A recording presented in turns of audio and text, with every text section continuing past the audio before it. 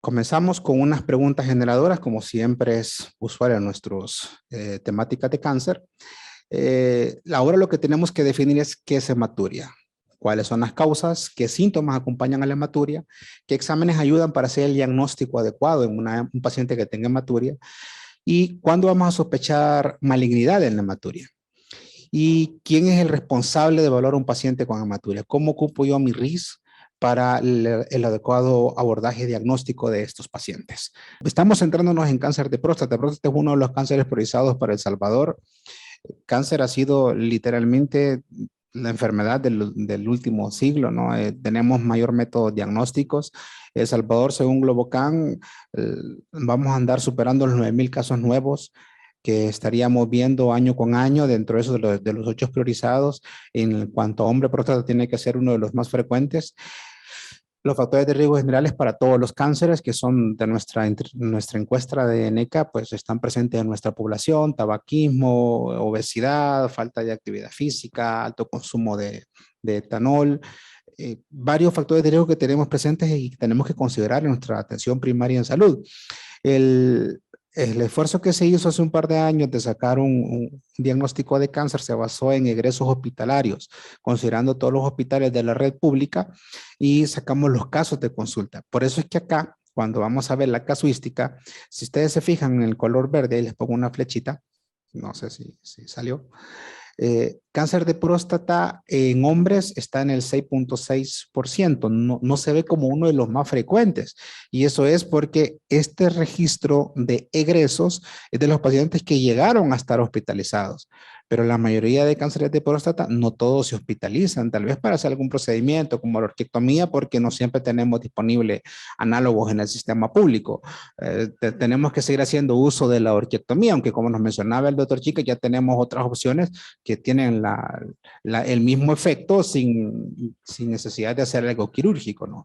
Entonces, cáncer de próstata sí es el más frecuente en el hombre a nivel nacional. Lo que pasa es que para nuestro registro que hicimos con egresos hospitalarios no representaba la carga real. Eso lo vamos a ver hasta que tengamos maduros los datos de registro de cáncer, porque no todos los pacientes ingresan. Del total, si se fijan, 2.4% de todos los cánceres estudiados en 5 años, sigue siendo 6.6 para los hombres específicamente. Incluso nos da la falsa sensación que leucemias y linfomas está arriba, pero no es que sea eso. Lo que pasa es que leucemias y linfomas, la mayoría, si no es que todos, llegan a una forma de hospitalización. Igual ese 12.5% de cáncer en específico es que corresponden a los cánceres metastásicos que vemos en hospitales. Si se fijan en los grupos etarios, cáncer de próstata, ahí está, es más frecuente después de la cuarta, quinta década de la vida, y ven cómo va aumentando la casuística a medida que va pasando la edad de los pacientes, ¿no? Si bien es cierto, el cáncer de próstata lo vemos más frecuente después de la quinta década de la vida, y por la cuarta, quinta es un poco frecuente, pero tiende a ser un poquito más agresivo. La distribución a nivel nacional está en todas las regiones. En todos los hospitales se registraron cáncer de próstata. ¿Qué está pasando? Este número de cáncer de próstata que está llegando son los típicos, como el caso que nos prestaba el doctor Castro, que son casos avanzados, estadios 4, con muchas complicaciones. Cáncer de próstata es un tumor maligno propiamente en la próstata. El que vemos más frecuentemente es el adenocarcinoma. Hay otras estirpes que tal vez no vienen al caso a mencionarlas, pero para ir hilando la ponencia con el caso clínico, esta es una curva de sobrevida dependiendo en etapa clínica que estaba el paciente, ¿sí? Y como hay una diferenciación entre si es raza negra o raza blanca, también eso tiene impacto, y incluso esa parte de etnicidad también tiene ciertos factores de riesgo predisponente para desarrollar cáncer de próstata y dar un pronóstico adverso diferente, ¿no? Pero si fijamos la sobrevida en los siguientes meses al diagnóstico basados en etapas clínicas, este paciente que se diagnosticó en estadio 4, la sobrevida cae hasta un 65-70% en los primeros 2 años, asumiendo que tenemos todo lo disponible, ¿verdad? Tenemos análogos, tenemos bloqueantes periféricos, antiestrógenos de última generación, etcétera. Entonces, la sobrevida cambia mucho en etapa clínica. Entonces, primer mensaje para llevar a casa: dependiendo de la etapa clínica en que diagnostiquemos a nuestros pacientes, así va a ser su sobrevida. Y eso aplica para todos los cánceres. Alrededor de 6 de cada 10 casos son en hombres mayores de 65 años. Lo vimos en nuestros registros en base a los egresos hospitalarios. Vimos cómo iba incrementando desde 45 a 50 años, menos del 1%, de iba subiendo hasta casi un 10-15% de todos los casos limitados a próstata iban a ser en pacientes mayores de 65 o 70 años. La edad promedio que se realiza el diagnóstico son 67 años. No todos los cánceres de próstata dan hematuria macroscópica, hasta que ya están bastante avanzados localmente pueden tenerla. Más adelante vamos a hablar específicamente de eso, pero tenemos que focalizar en nuestra atención primaria en salud. Tenemos que ver qué factores de riesgo. Tenemos dos tipos de factores de riesgo, los que podemos prevenir y los que no podemos prevenir, o los podemos modificar y los que no podemos modificar, quizás principalmente hablando. Los que no podemos modificar, uno es la herencia, la edad del paciente y su etnia. Esos son 3 factores de riesgo que no son modificables. Un paciente que nos llegó por hipertensión o diabetes a los 65 años, tiene 65 años. Ya tiene factores de riesgo para tamizar dentro de del esquema que hacemos de prevención primaria para un paciente en nuestros centros de primer nivel, ya es candidato a una forma de tamizaje para una enfermedad de este tipo. Hay que pensar también en cáncer de colon, pulmón, dependiendo de los factores de riesgo, pero focalizando ahorita próstata, edad es un factor de riesgo no modificable que nos ayuda a pensar en cuál es el mejor tamizaje para nuestro paciente. Después podemos platicar con el doctor Rebollo si qué opina él, si mejor PSA o tacto rectal. Ahí después nos va a ampliar el doctor acerca de eso. Factores que sí puedo modificar. Su dieta, mejorar la ingesta de carotenos, bajar las grasas, mejorar la actividad física, disminuir el índice de masa corporal, idealmente bajarlo abajo de 30 el índice de masa corporal, la prostatitis, que son las inflamaciones crónicas que dan. Hay un estudio, de los estudios ya de un par de años, como el PLSO, vinculó la inflamación crónica por prostatitis a la génesis de cáncer de próstata. Otros factores que pueden ser, como disminución de vitamina D, exposición laboral al cadmio, son cosas que sí se pueden ir mejorando. ¿Qué hacemos en nuestros establecimientos de primer nivel? Pues ofrecer una forma de tamizaje de cáncer de próstata. ¿Sí? En lineamientos, en la esquina superior, ven la portada de lineamiento, hay una explicación un poquito más amplia de cómo ofrecerle el antígeno prostático total al paciente, cómo ofrecerle PSA, cuándo podemos hacer un tacto rectal. Recordemos que es un examen que tiene que ser a fuerza por alguien que tenga la experticia de hacerlo. No vamos a estar que le hace a alguien que nunca ha hecho un tacto rectal, no va a encontrar nada, una alteración anatómica. Si yo nunca he hecho un tacto rectal, entonces tenemos que hacernos un autoexamen. Si voy a ofrecer una forma de tamizaje, tenemos que saber primero la indicación, qué factores de riesgo tiene, indicar el método de tamizaje, cuál es el que tengo disponible. Y si nunca he hecho un tacto rectal, está bien, si no está proscrito, no poder hacer un tacto rectal, pero tengo que hacerme un autoexamen. Si no va a ser benéfico para mi paciente, tengo que derivarlo a quien sí se lo puede hacer para hacer un diagnóstico de manera más tempranamente posible. Un par de sintomatologías asociados, la mayoría son síntomas obstructivos urinarios. ¿Sí? Yo creo que podemos colgar en la web después la presentación para que lo puedan ir repasando más despacito. Incluso en los lineamientos se pueden descargar, están en PDF. Estamos pendientes de la actualización. Esperamos que para este año nos pueda hacer la autorización. Igual le doy el comercial al doctor Rebollo. Él nos ayudó, fue uno de los expertos invitados cuando estábamos haciendo la validación externa. Entonces, lo vamos a tener que volver a invitar para la actualización. Y cierro con 2 diapos para darle el paso al siguiente colega. Algo muy importante que tenemos que hacer cuando hacemos un diagnóstico es hacer una estratificación inicial de riesgo de mi paciente. ¿Qué posibilidades tiene mi paciente con una enfermedad localizada o regionalmente avanzada de pasar a una enfermedad metastásica? Entonces, tenemos que hacer esta clasificación basado en un par de cosas que es fácil de obtenerla. La T, que la determinamos al hacer el examen clínico o por imágenes si quieren. Algo muy importante, más de algunos se preguntará por qué el paciente que presentaron en el caso no tenía TAC. Ya sabemos que la recomendación de hacer una tomografía de estadiaje es la enfermedad de alto y muy alto riesgo. Solo por el hecho de tener un PSA mayor de 20, casi que nos está tirando las últimas 2 partes del cuadro, las partes inferiores, que es de alto y muy alto riesgo. Esas son indicaciones de hacer estudio de imágenes para descartar metástasis fuera de la pelvis, y las tenía al momento de hacer la confección de la colostomía, evidenciaron adenopatías paraórticas. Eso es un un M1 para el TNM octavo reporte. Lastimosamente, por cuestiones técnicas, no estaba disponible el TAC en ese momento en el hospital. Se pudo haber hecho en RIS, pero como el paciente estaba bien irregular en sus controles, exigía el alta, volvía, entonces no se le pudo dar una continuidad ideal. Lastimosamente, después de un mal apego al tratamiento por el paciente, tenemos primero una enfermedad avanzada. Después no se pudo hacer el continuo completo del abordaje diagnóstico, fue seccionado y de ahí nos dedicamos a ver las complicaciones asociadas a su enfermedad. Entonces, otro mensaje de llevar a casa, hicimos el diagnóstico de una enfermedad avanzada, hacemos una estratificación de riesgo. Esto ya es propiamente de la especialidad de urología y oncología, porque trabajamos en conjunto. Si se fijan, el doctor Castro presentaba que entró urología, que entró oncología médica, que entró coloproctología. O sea, esto se maneja grupal. Y si se maneja grupal, tiene mejor acceso al paciente a todos los servicios. Es una red de servicios que se hace, ya sea una microred dentro del hospital. Y si no tengo microred dentro del hospital y tengo que pedir ayuda a otro hospital, hay que hacerlo. Cáncer no se maneja individual.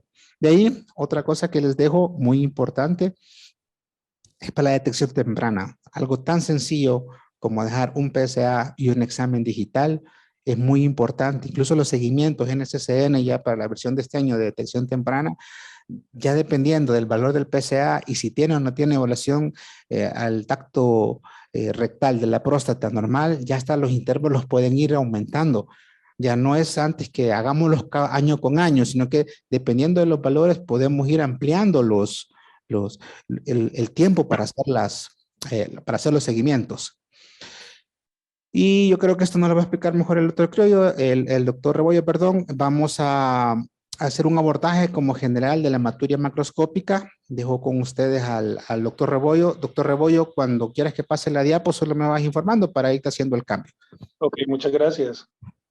Realmente esto de la hematuria es bien importante porque más si nosotros estamos queriendo descartar o hacer un diferencial de cuándo podemos tener un problema sospechoso de cáncer y cuando estamos ante una enfermedad de otra índole. Las características de la hematuria tienen que ser clínicas. Nosotros que estamos o que trabajamos en el primer nivel, tenemos también que saber cómo nosotros subcategorizar la hematuria para que de forma clínica nosotros vayamos orientando a qué exámenes podemos nosotros dirigir. Si vemos en el sistema de salud pública, a veces tenemos limitantes para ciertos exámenes, entonces tenemos que basarnos mucho en la clínica para así poder mandar los exámenes correspondientes. Por ejemplo, la hematuria nosotros la podemos según la evolución, según los niveles de hemoglobina, según veamos si es total o parcial, si vemos que por la evolución es aguda o crónica, si es recurrente o no, si es indolora o dolorosa, que eso a veces es bien importante, que no se describe mucho o tal vez no le damos la importancia. ¿Por qué? Porque obviamente hay ciertas características, por ejemplo, la siguiente diapositiva, el, la, perdón, creo que la otra que habla de las clasificaciones. Bueno, las clasificaciones las vemos acá. Entonces, estas subclasificaciones, si nosotros vemos, hay ciertas características de la hematuria. Pásame la siguiente, por favor. Creo que esa es la que va de último. Creo que se organizaron. Pero bueno, le voy a describir cuáles son las características que nos pueden a nosotros dar sospecha de malignidad. Por la mayoría son hematurias macroscópicas, totales, anemizantes, que tienen la característica de ser recurrentes. Entonces, y no dolorosas, que es lo más importante, que son indoloras. Entonces, las características clínicas que comúnmente nos dan son esas macroscópicas, totales, anemizantes, indoloras y recurrentes. Eso es algo que ustedes tienen que tener y tomar en cuenta, que normalmente pasa en pacientes con cáncer de próstata. No solo el cáncer de próstata puede dar eso, también está el cáncer de vejiga, el cáncer renal, pero lo importante es que ustedes entiendan su clasificar esa hematuria, hacer una buena historia clínica y ustedes van a poder orientar qué examen dejar. Como por ejemplo, siguiente. Los exámenes de primer nivel que nosotros podemos contar regularmente son un general de orina con urocultivo para hacer un diagnóstico diferencial. Si ustedes se fijan y retomando el caso clínico, mire doctor, pero el paciente venía con salida de pus y claro, obviamente puede haber una infección sobreagregada, puede haber un grado de prostatitis, puede haber un grado de infección de vías urinarias, pero sí no debemos de olvidar las otras subcaracterísticas de la hematuria. Así sí, nosotros podemos ver, según los antecedentes y los factores de riesgo, ver si nosotros necesitamos otros tipos de estudios, por ejemplo, un ultrasonografía de riñón y de vejiga para descartar el diagnóstico diferencial de cáncer de vejiga y cáncer renal. Entonces, eso es bien importante. Y lo que decía el doctor Leandro es el antígeno prostático. El antígeno prostático es un arma que bien utilizada puede ser un estudio complementario para hacerlo.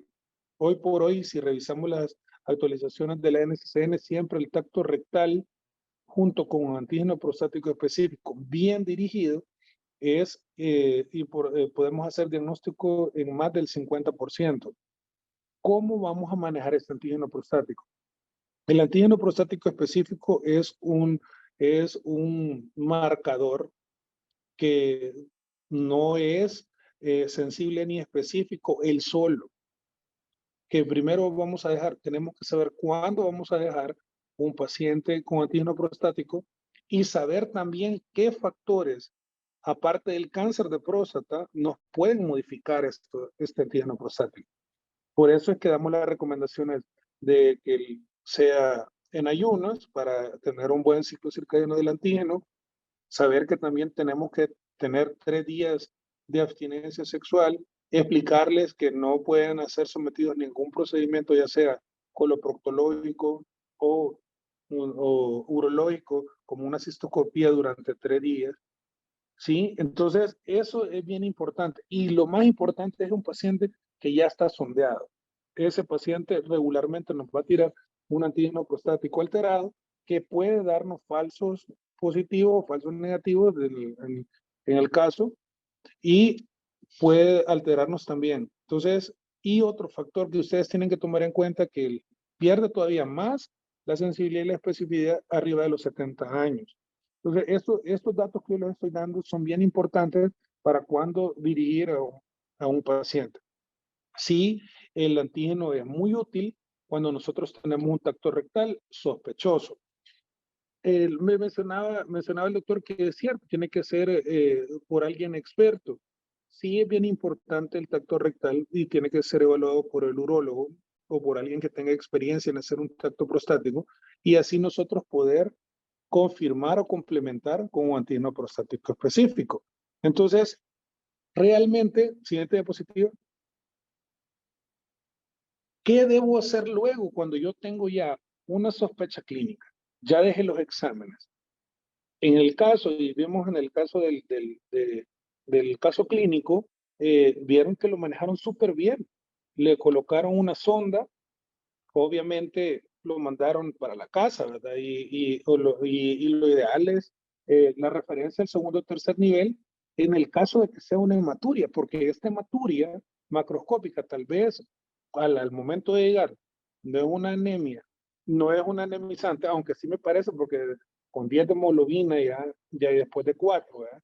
Entonces, en el caso es siempre saber que tengo que poner sonda y tratar de explicarle al paciente que nos tenemos que referirlo ya sea al segundo o al tercer nivel para continuar el estudio. Así como el doctor Chica decía, que tuvimos pues la verdad que el tratamiento ahora puede ser multimodal, puede tener, eso depende mucho también del tiempo, ¿no?, con el que se trata el paciente.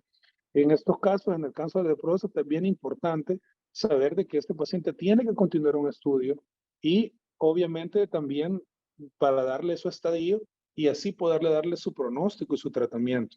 Entonces, desde el punto de vista de la hematuria, sí es bien importante recalcar las características comunes. pero sí también es importante que aparte de la clínica tengamos en cuenta y bien claros los factores de riesgo para que nosotros podamos de verdad darles el tratamiento lo más oportunamente y lo más rápido. Sí, revisamos el caso. Yo sí tenía algunas observaciones que van aparte más allá de la hematuria y algo bien importante es en el punto de vista urológico, si ustedes miran la creatinina inicial con la creatinina continua. Es bien importante que se aseguren bien la función renal, ya sea con una derivación interna o una derivación externa, porque eso le permite al paciente tener, obviamente, la posibilidad de hacer una disminución de una nefropatía asociada al material de contraste, poderle ofrecer la quimioterapia importante, disminuir riesgos de la radioterapia que se podría haber ofertado a ese paciente y obviamente la falla aguda de riñón. Entonces, es una observación que se hace desde el punto de vista urológico que sí es bien importante, no solo controlar la hematuria, sino también buscar la permeabilidad de los riñones cuando se pueda. Entonces, porque eso sí le favorece notablemente para seguir el seguimiento del paciente y para darle su tratamiento paliativo o su tratamiento que le toque según el estadiaje. La orquiectomía también me parece que es bien importante ofrecerla al principio, ya sea quirúrgica o por bloqueo hormonal, pero sí creo yo que no saliéndonos ya del tema, la clasificación clínica y obviamente el tiempo que nosotros nos tardemos en poderle dar el tratamiento más rápido, va a tener que también en el pronóstico. Así que esa es mi parte de la intervención del punto de vista urológico y pues le doy paso al doctor Chicas pues para que nos aborde un poquito más.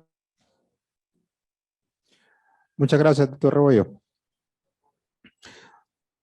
Doctor Chicas, nos va a colaborar con el abordaje de hematuria desde el punto de vista oncológico. Sí, buenos días. Continuando con la temática, realmente nosotros queremos venir a facilitar un poco, ¿verdad? Para no ver de lejos, ¿verdad? O como decimos en buen salvadoreño, bien fumado, ¿verdad? Los oncólogos o los urólogos, sino que lo que queremos nosotros es prácticamente como tratar de darles a ustedes las perspectivas y los puntos vitales, ¿verdad? La hematuria, epidemiológicamente, ya había dicho, ¿verdad? El doctor Leandro, tiene una prevalencia de 2.5 al 20% en la población general. Aquí nos estamos enfocando más en macrohematuria, pero también existe la microhematuria que también puede ser aparecer en el 20%, ¿verdad? De la población mayores de 50 años y tiene bastantes causas, ¿verdad? Que están fuera también del contexto oncológico. Eh, la prevalencia de la hematuria va a depender de varios factores, como la edad, el género, y también se menciona, ¿verdad? Un factor muy importante y bien común en todas las causas de origen neoplásico, que es el tabaquismo. El riesgo de que sea una enfermedad neoplásica, ¿verdad? O que aparezca una neoplasia asociada a la hematuria, tanto en hombres como mujeres, arriba de 40 a 50 años, pues se va incrementando, va, incluso puede llegar al 3.4% y al 8.3%. Dentro de las causas, aquí como nos hemos enfocado más en la causa oncológica, como ustedes pueden ver, ¿verdad? No solo es el cáncer de próstata, sino que como dijo el doctor Rebollo, también está el cáncer vesical, está el cáncer renal y existen otras, ¿verdad? Enfermedades asociadas, ¿verdad? De tipo benignos como la enfermedad quística renal, la de origen nefrológico y también la estrechez uretral. Si bien es cierto, las causas malignas de hematuria se mencionan con un porcentaje bajo, esto es para a nivel de la población en general, ¿verdad? Pero ya traduciéndolo a nuestra realidad, nos hemos dado cuenta de que la causa neoplásica manifestada como hematuria, pues es muy, muy frecuente. Y en los hombres, pues en el caso que presentó el doctor Mariano, pues ya vimos de que fue una de las sintomatologías o signos iniciales del paciente. Este es un cuadrito bastante académico, ¿verdad? Donde aquí se divide en tres las causas de hematuria, ¿verdad? Que requieren tratamiento y aquí es que ahí el artículo que encontré decía insignificante, obviamente, pues el término insignificante pues no es muy bien utilizado en este contexto, pero podemos ver de que en la de la izquierda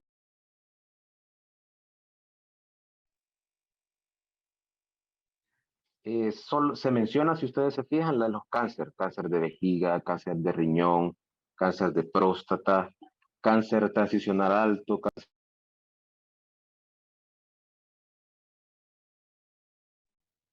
también una causa benigna que es el aneurisma de la aorta abdominal. Si ustedes ven en la columna de intermedia, ahí le pone ahí como significativa, menciona otras causas, ¿verdad? Benignas, prácticamente todas las causas insignificantes, ¿verdad? Que le llaman insignificantes, pero para mí que sería un término de vigilancia, ¿verdad? Que son todo el sistema colector, cálculos prostáticos que a veces se pueden manejar solo con vigilancia, ¿verdad? En primero o segundo nivel de atención. Factores de riesgo para la hematuria, el sexo masculino a la cabeza, ¿verdad? Edad mayor de 35 años, historia actual o pasada de tabaquismo. El tabaquismo es un factor común y un factor desencadenante de diferentes enfermedades, ¿verdad?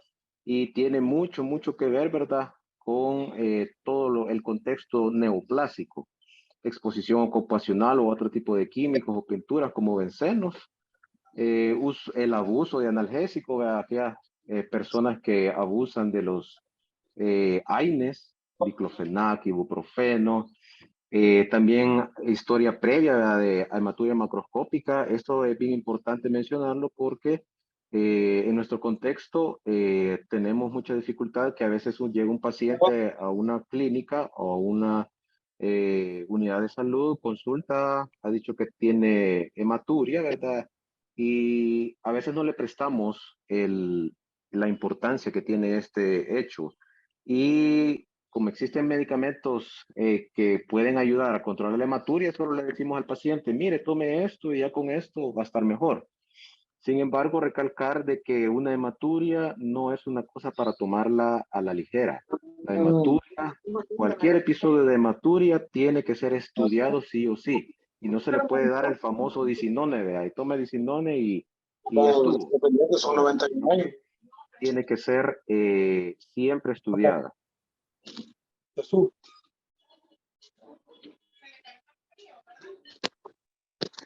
Historia de la enfermedad urológica, los famosos cistitis, ¿verdad? Crónicas, historia de radioterapia pélvica, aquellas pacientes femeninas que han recibido tratamiento con radioterapia por cáncer de cervix, o alguna infección del tracto urinario crónico, ¿verdad? Aquellas infecciones de vías urinarias crónicas, y también el cateterismo urinario.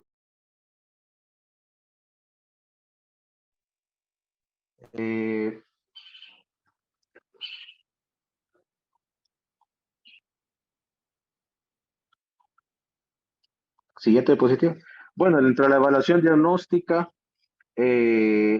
prácticamente cuando uno está en el primer nivel, solo se defiende con la historia clínica y el examen físico, ¿verdad?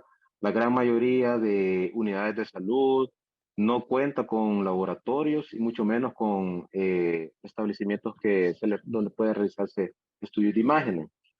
Como ya dijimos y que ya mencionamos, es necesario los datos clínicos, prácticamente hacer una historia cronológicamente, ¿verdad? Bien hecha.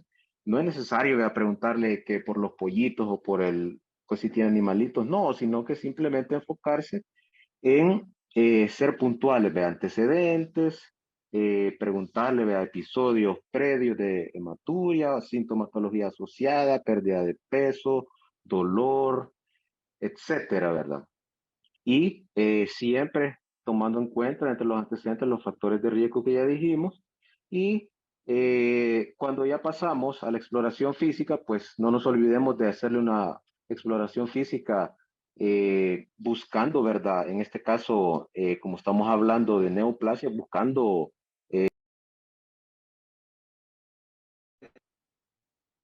este, dentro de los exámenes de laboratorio, pues como ustedes vieron en el caso, en los exámenes de laboratorio, nosotros, unos exámenes que no deben de faltar son los básicos, el hemograma, las pruebas de función renal y en este caso la creatinina. El hemograma, si ustedes se dan cuenta, cualquier pérdida sanguínea, pues tiene repercusión en la hemoglobina. Y si la hemoglobina está baja, pues hay hipoperfusión tisular sistémica y consecuentemente, una hematuria le puede llevar al paciente hasta una falla renal aguda o crónica, ¿verdad? Dependiendo de la severidad. El PSA, importantísimo, ¿verdad? Sabemos de que el PSA, como dijo, explicó el doctor Rebollo, pues tiene que ser bien dirigido. No es que a todos los pacientes mayores de 40 años tomen un PSA, ¿verdad? No, ¿verdad? Tenemos que tomar en cuenta la clínica, los factores de riesgo y el PSA es un indicador bastante importante y nos orienta bastante sobre la etiología, ¿verdad?, de la hematuria. En imagen, pues a lo que la mayoría de nosotros tenemos acceso cuando estamos en el primero o el segundo nivel, pues es a la radiografía de simple, ¿verdad? O a la ultrasonido. Ultrasonido, pues, nos da una información muy importante. Como dijimos, aparte de la causa prostática, pues tenemos que buscar otras causas, ¿verdad? De malignidad. Y dentro del sistema urológico están los uréteres, los riñones, la vejiga urinaria. Entonces, el ultrasonido pélvico o abdominal nos da una información bastante importante y con solo que nos reporten que hay alguna masa en un polo de un riñón o que hay hidronefrosis, pues eso nos está diciendo a nosotros de que tenemos que referir ese paciente al segundo nivel para terminar estudio y probablemente va a terminar en el tercer nivel para el abordaje de tratamiento, ¿verdad? Existen otros estudios como el TAC abdominopélvico que nos dan tienen una mejor sensibilidad y especificidad que el ultrasonido, pero obviamente son ya estudios que se hacen en el segundo o tercer nivel. Podemos también realizar un estudio de Urotac si queremos ver solo el tracto urinario superior e inferior, o si nos enfocamos en el tejido blando y queremos tener más especificidad, podemos enviar una resonancia magnética pélvica o una prostática, tal y como lo dicen las guías internacionales en el caso de las que nosotros utilizamos en oncología. Y algo muy importante es la cistoscopía. La cistoscopía nos permite tener una visión directa, ¿verdad? Si nosotros tenemos una sospecha de que la hematuria es de origen prostático o es de origen vesical, pues la cistoscopía nos permite ver directamente, ¿verdad? De dónde viene esa hematuria y también nos incluso permite tomar acciones porque si tenemos una manifestación neoplásica ahí, se puede tomar biopsia y de una sola vez se puede ya hacer todo el estudio complementario, ¿verdad? El centellograma óseo. El centellograma óseo nos sirve bastante porque, como ustedes saben, en el cáncer de próstata existe, ¿verdad?, una clasificación que nosotros en oncología y urología le llamamos de alto y bajo volumen, y el centellograma óseo nos indica, ¿verdad?, cuando tenemos una afectación ósea y está acompañada por afectaciones viscerales, lo podemos ya tipificar como una enfermedad de alto volumen. Este paciente el que nos presentó el doctor Castro prácticamente hizo toda la evolución natural de la enfermedad, ¿verdad? Y es importante que desde un principio, desde que tenemos un paciente que viene manifestando hematuria, pues desde ahí empezar un estudio y hacerle conciencia. El diagnóstico y las evaluaciones, todos son multidisciplinarios. Aquí no es de que el médico general va a hacer todo, que el internista va a hacer todo y que ya hasta por último le va a mandar al urólogo o al oncólogo, ¿verdad? Eso es un manejo multidisciplinario dirigido, ¿verdad? Cada quien hace su diferente labor para ayudar al paciente, ¿verdad? Volviendo a las preguntas generadoras de la charla. Ya definimos qué es una hematuria, ya nos conceptualizaron que hay macroscópica y microscópica, ya vimos que las causas pueden ser benignas y malignas, vimos que entre las causas benignas pueden haber infecciosas, pueden haber traumáticas, de las causas malignas puede ser vejiga, riñón, próstata. ¿Qué síntomas lo acompañan? Ya vimos que puede haber con disminución de hemoglobina, sin disminución de hemoglobina, puede haber enfermedad crónica o síndrome asténico, puede haber dolor, puede que no haya dolor, etcétera, ¿no? Vimos que exámenes nos ayudan para hacer diagnóstico, vimos que hay exámenes de laboratorio y de gabinete, incluso exámenes de intervención como citoscopía que nos ayudan para el diagnóstico. ¿Cuándo sospechamos malignidad? Cuando tenemos un origen crónico de la enfermedad, cuando algo que nos mencionaba el doctor Rebollo, que es muy importante regularmente, la que es repetitiva, anemizante, crónica, con síntomas constitucionales en un grupo etario de riesgo regularmente es por malignidad. Y la evaluación de los pacientes con hematuria, ¿quién no tiene que ver? Es de manera multidisciplinaria. Definitivamente necesitamos a los colegas de urología para ayudarnos con el abordaje diagnóstico. El médico que detecta el problema tiene que comandar en mi primer nivel qué paciente se va a beneficiar para evaluación o no. Pues todos tienen ese beneficio, todos tienen esa indicación. Entonces, desde que detectamos el problema, el abordaje diagnóstico vimos que es complejo, multidisciplinario.